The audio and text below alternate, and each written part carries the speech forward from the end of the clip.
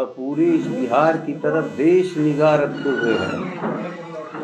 और जो आज सरकार चलाने का दावा देश को खंडित कर रहे हैं लोग, उनको बेचैनी बहुत भारी है कि कैसे यह एकता देश को बचाने के लिए, भूलिएगा मत, देश को बचाने के लिए, लोकतंत्र को बचाने के लिए, संविधान को बचाने के लिए यह एकता है, किसी स्वार्थ के ऊपर आधारित नहीं।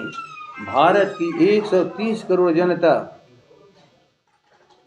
आराम से अपने कमाए खाए आगे बढ़े और भारत को आगे बढ़ावे।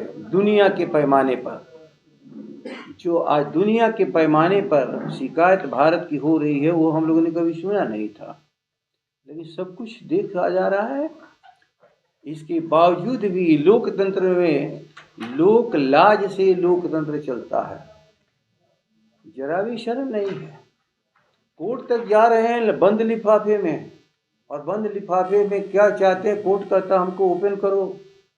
मैं भारत की जनता के सामने, हम न्यायालय हैं और न्यायालय का हर कार्य सबके सामने होता है। अमित शाह तीसरी बार आ रहे हैं यार।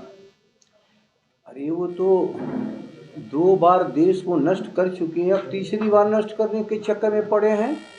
लेकिन बिहार जब जब उठ खड़ा हुआ है तो देश को बचा लिया है। इस बार भी ये बिहार देश को बचाएगा।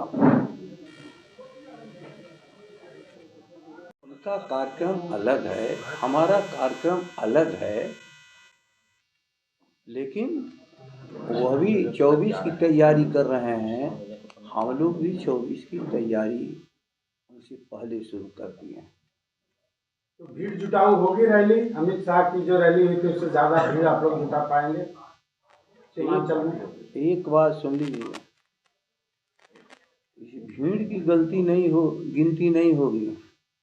24 में लोकतंत्र के अभिरक्षक लोग और विध्वंसक लोगों के भीतर जो प्रतियोगिता है वह 24 में गिनती होगी, और भारत के संविधान लोकतंत्र के जो अभिरक्षक हैं उनकी जीत होगी।